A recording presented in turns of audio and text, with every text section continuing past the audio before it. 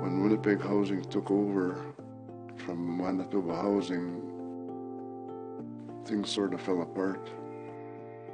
Drugs is common. Tenants who are helping each other to rebuild their wheelchairs. Tenants who are helping one another to clean up the mold, to clean up the bugs that had infested their suite. Even gang members were known to be in the building. When I see security there. The retribution that people have experienced as a result of management due to speaking out. Security can only be as good as the tenants that live there. It's impossible for me to use my sources or my names because, frankly, these people will be attacked, and they'll be attacked by the management of the facility. It's not safe. It's not a safe environment.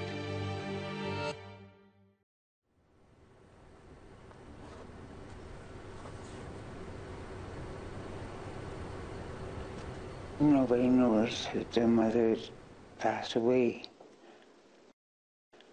4 days until they started smelling death in that hallway. This elder doesn't want to be named.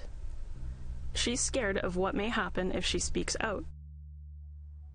A newspaper article last year got many residents in trouble for speaking to media. And I got backlash, whatever you call it. She's lived at this senior's home for years. Well, my husband at the time was out of work, and he got me into KeKiNan because he wanted it to be safer. But it didn't turn out that way. At first it was okay because I'm the kind of person that sticks to myself and mind my own business. But I started to see things that weren't right. She is just one of many elders APTN Investigates spoke to about the KeKiNan Center, a visionary 31-bed Indigenous elder care home in Winnipeg's toughest neighborhood, located at 100 Robinson Street. Construction in 2010 added another 28 beds for assisted living next door. It served as Manitoba's first urban seniors home.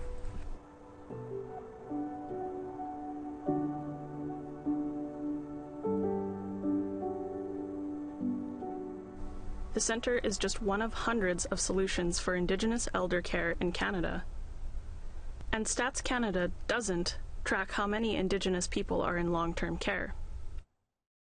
Thanks so much for taking the time to chat with us. The story that I'm working on, it's a part of a larger picture of continuing care for Indigenous people on and off reserve. University of Saskatchewan professor Bonita Beatty studies the problem. I think it's important to know those numbers. In fact, even in the province we don't know how many Indigenous or First Nations, Métis, and Inuit people are in our long-term care facilities off reserve. That I think statistically, one needs to have that. But when Winnipeg Free Press journalist Negan Sinclair broke the story in the spring of 2019, he thought it would have led to major change. So why didn't it? So I was contacted about 2 years ago by residents as well as activists in the community and political leaders all at the same time over a meeting that was held there in which people from the community witnessed for the first time the conditions of KeKiNan and the ways in which people were living in there. So I witnessed the unsanitary conditions, I witnessed the lack of programming, and I also witnessed tenants who were helping one another in completely unsanitary conditions. Tenants who were helping each other to rebuild their wheelchairs. Tenants who were helping one another to clean up the mold, to clean up the bugs that had infested their suite. The fact that those issues have not been dealt with in the year and a half since the story's been written is just indicative of the larger problem within that place, the neglect, the chronic neglect, and the fact that the management wishes to take a complete hands-off approach. He says the tenants' fear of retribution is real. I went there until I finished that story, and then tenants were told not to accept me in the building. It's hard to talk about some of these things because you don't want to talk about names, because the retribution that people have experienced as a result of management due to speaking out it's impossible for me to use my sources or my names because, frankly, these people will be attacked, and they'll be attacked by the management of the facility.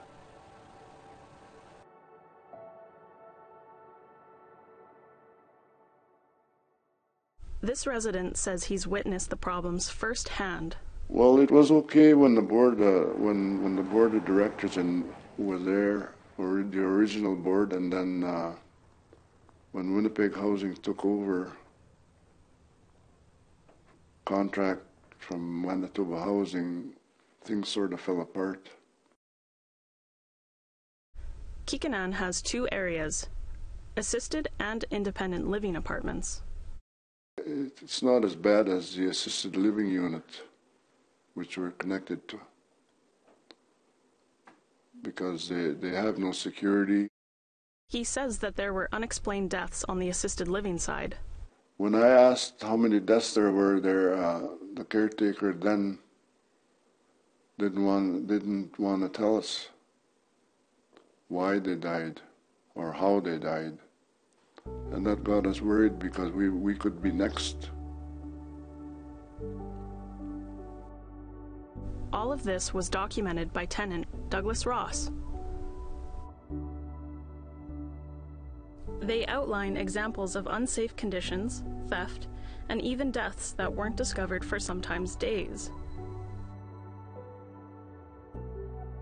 Sadly, Ross died of COVID-19 last year, like many elders in Canada.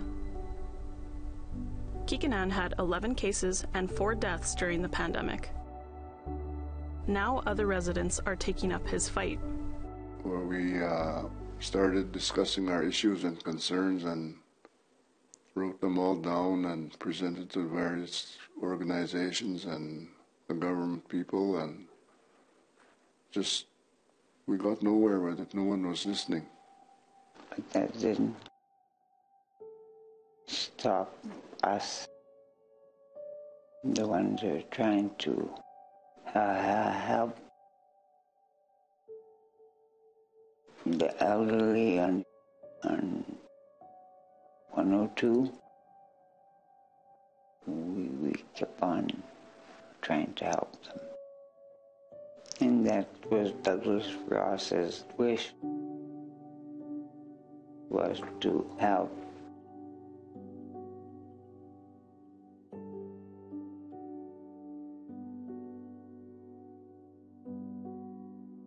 We take all of these things very, very seriously, and we want to ensure that our tenants are protected, yet at the same time give them the right to move about freely because it is independent living. The KeKiNan Centre is owned by Manitoba Housing, run by a volunteer board, and managed by the Winnipeg Housing Rehabilitation Corporation. James Heinrichs is the executive director of Winnipeg Housing. We asked him to explain the deaths. We've had not only that case, but there have been a couple of others where people have been found deceased in their rooms. Again, it's independent living, and again, we go through a process like we would at any other site. Henrik says the deaths were due to natural causes and did not warrant any further investigation. But these grim details are not reflective of how the centre began. My mother was president of the board of KeKiNan from 1985 to about 1992. She attended countless meetings regarding the centre. I joined the board for a few years until I moved away from Winnipeg in September 1993. My mother approached the city of Winnipeg requesting a parcel of land where KeKiNan could be built. She went to residential school herself, and she just saw a need for a center for the Native elderly. There wasn't anything like it in Winnipeg or anywhere. So how did it end up here?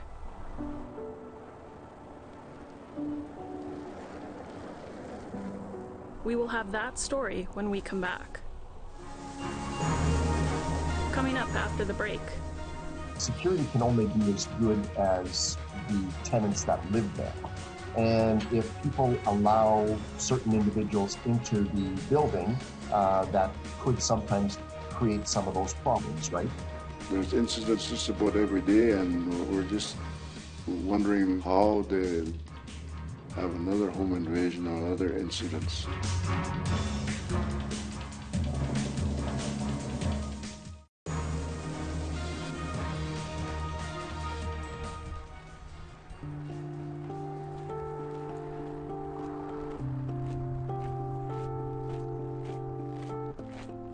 She would be so disappointed.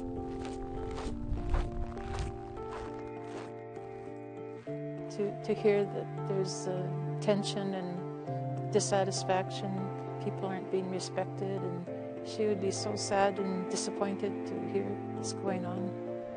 Lorraine Kakiamic says her mother, Dorothy Betts, had a vision for KeKiNan. Back in 1985, Dorothy wanted the center to be a safe haven for elders. They had a sod turning event in 1991 to start the center, and it got built, and then in 1991 in December the first resident moved in, and they had their official opening just in the following year. She just saw a need for a center for the Native elderly. There wasn't anything like it in Winnipeg or anywhere, and I know that where the KeKiNan Center is located, there is a high crime area, and I'm just hoping that things will change and people will become more respectful.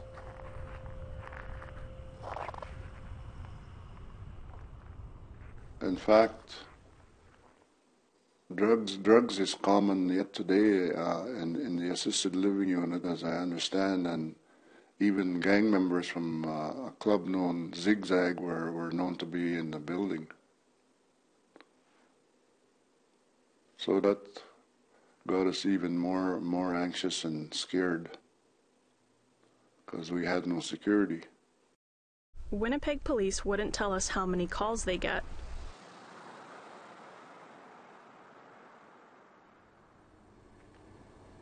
So we sat out in front of the center over a couple of nights.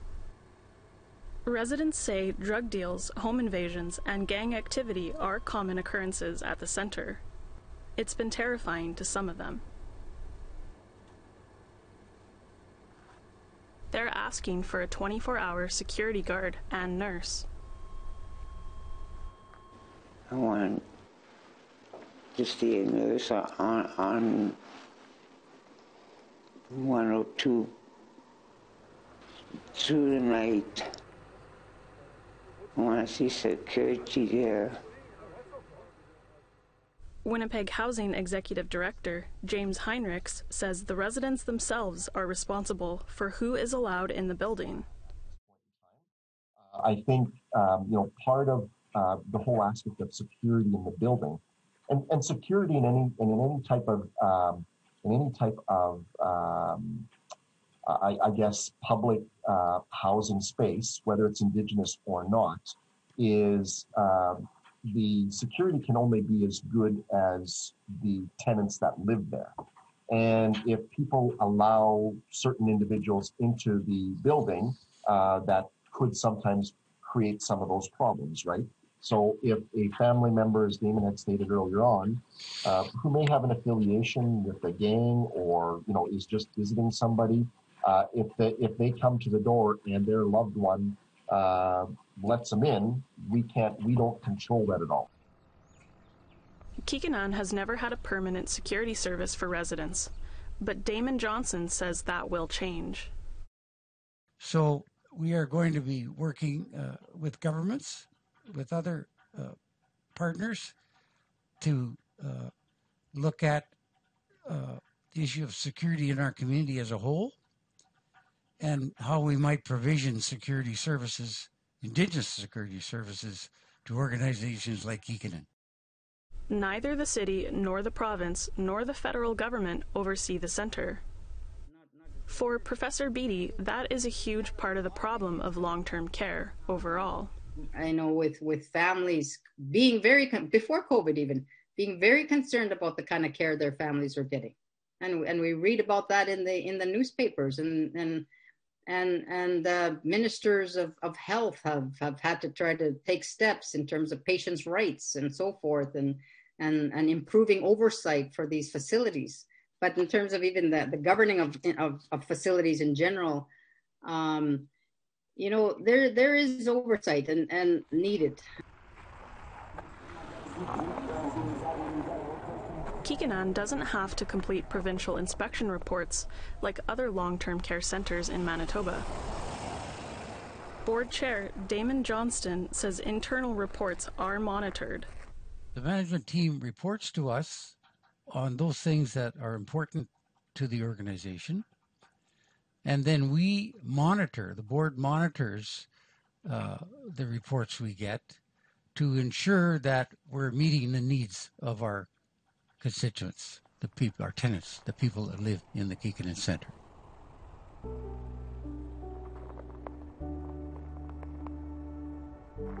But many Indigenous people are slipping through the gaps in responsibility, even at the twilight of their lives. And many of the residents of KeKiNan are residential school survivors. People like this man who did not want his name to be known. The treatment we got, like I am a residential school survivor too, and the treatment I witnessed is the same type of treatment at KeKiNan today. And it's hard going through reliving the past again. The only time we're not forgotten is when they hold elections. And they make sure they visit us, and that's the only time they'll come.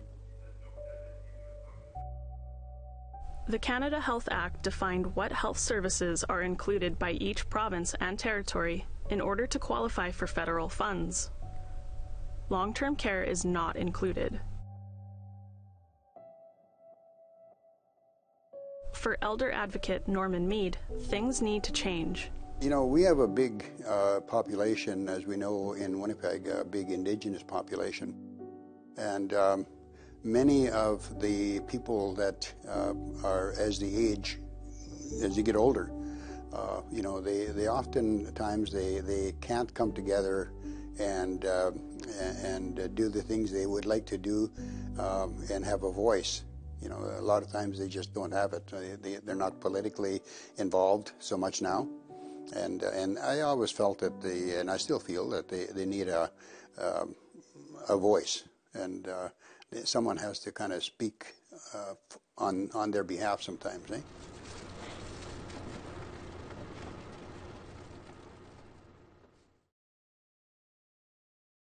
Henrik says the controversy has afforded KeKiNan an opportunity.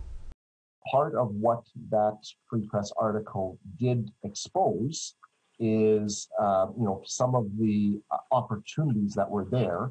And so that obviously has given us an opportunity to work more closely with the agencies that support us, the Indigenous agencies that support us.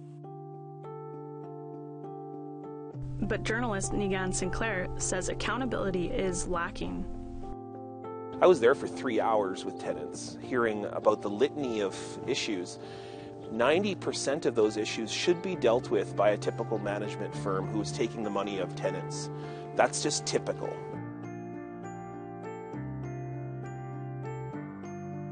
A strong tenants committee definitely would make things better inside the building, like on issues that are inside, the building, whether they're management issues or living condition issues or safety issues. The KeKiNan residents say they just want to feel safe.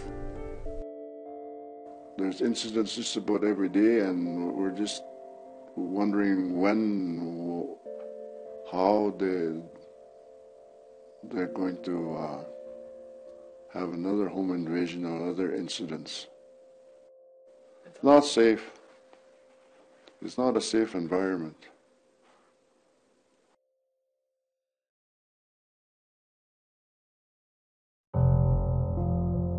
Next week on Investigates. The outbreak in the care home is occurring in the context of widespread community transmission in the province, including our district, OCN, the PA, and the RM of Kelsey. It is absolutely imperative that we now do everything we can to interrupt transmission of COVID-19 within our community.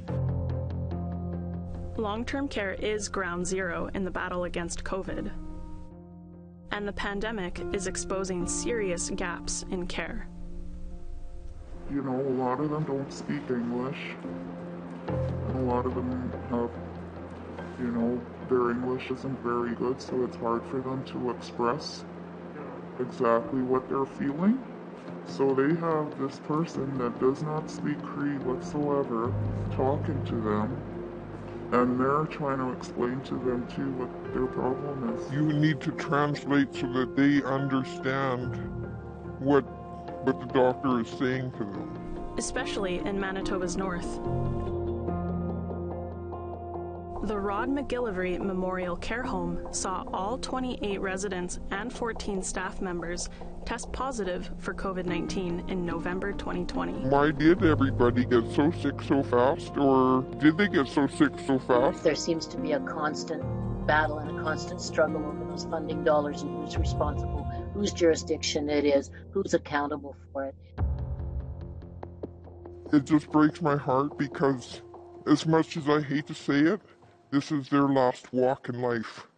And this is their last home. It's 2021. We need to get our act together in Canada to make sure that all elders, I don't care where they live, are being looked after properly. That's the bottom line.